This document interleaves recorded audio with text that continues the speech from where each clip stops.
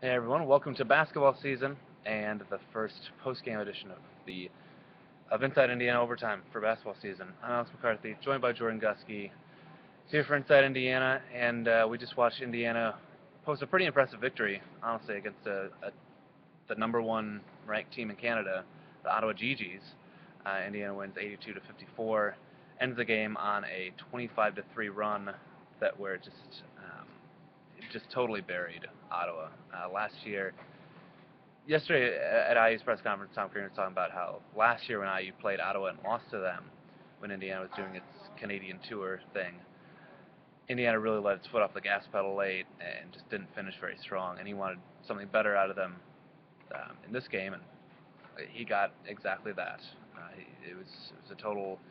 Um, Indiana was up 57-51 with a little over 9 minutes to play, and then just totally cruised the rest of the time. Um, it was I don't know. They hit 5 threes in that span, um, and they actually they ended up playing very impressive defense. They stopped Ottawa on 13 of 14 possessions during that span, to close the game. But Indiana played pretty good defense the whole time, especially considering that Ottawa um, averages something like 14 made threes per game and shot 5 for 26 tonight. That was something that you were definitely looking at going Oh into yeah. this game was the perimeter defense. Yeah, you have a team that's great on the perimeter. I mean, IU's reportedly great on the perimeter as well, but They can be they great on they this. can Yeah. be great on the perimeter, but still IU has never reported to make as much threes as Ottawa has been making coming into the game. And then right from the start, Ottawa didn't even really get off to a good start, and it really seemed like that slow start really hurt them shooting. They never got that touch, and they never got comfortable shooting the ball from deep. None of the guys who made threes made more than one. Guys were shooting like 1 for 6, 1 for 9, 1 for 5, and that really hurt. They shot nearly half of their shots were 3 pointers. I think that you said 5 for 26. They shot 54 total shots, and that's huge. If you don't make really like half, they don't make their normal 14. And even if they make, that's still probably a close game. They may not Mm-hmm. even pull that out.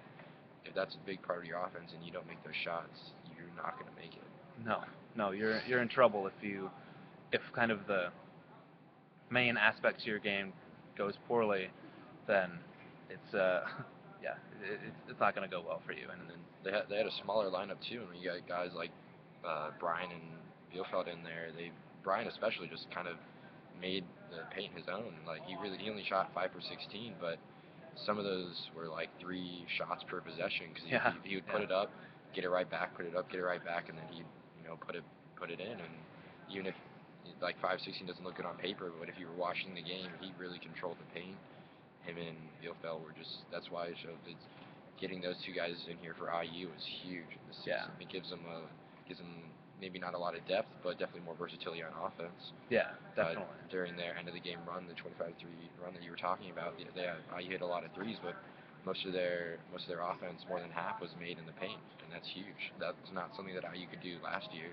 That's something that they have the possibility to do this year. To do it against top level competition is huge. Yeah, and they outscored Ottawa in the paint 44 to 22, out rebounded them I think 46 to 34, Right. and it was I mean like you said they kind of staked out the paint as their territory, and Ottawa is much more of a team that kind of likes to play around the perimeter, play some. They kind of play how IU played last year, where they have like a Colin Hartman kind of guy play the 4 or 5, which was a challenge for Thomas Bryant because he was trying to chase him, up and down the baseline.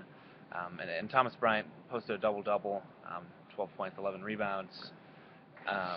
And Tom Crean was saying after the game um, that he intentionally put Bryant in tough positions on defense coming out of timeouts, just trying to change him up, putting him on kind of weird matchups that he hadn't seen before, just to see if he could do it. Because in the exhibition game, even if you lose this game, it doesn't actually matter, in terms of your regular season record. So you have kind of the luxury, and was playing with the lead for a lot of the time, so they had the luxury to experiment with some different things and try Thomas Bryant, out on the perimeter, trying getting him the ball in the high post and seeing what he can do off the dribble, um, and and he played basically as well as Indiana really could have asked for him to play.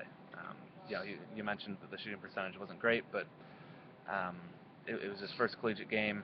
It's not going to go 100% smoothly. So he played really well. James Blackman Jr. was the leading scorer. He hit 4 threes, ended up with 15 points.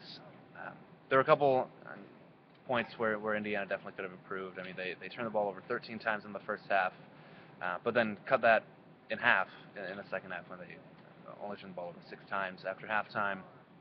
But I think one of the things that Indiana and Tom Crean coached teams always want to do this is get to the foul line, and they didn't a single time in the second half. It didn't really matter because they made all their shots and didn't really need to get to the line or anything.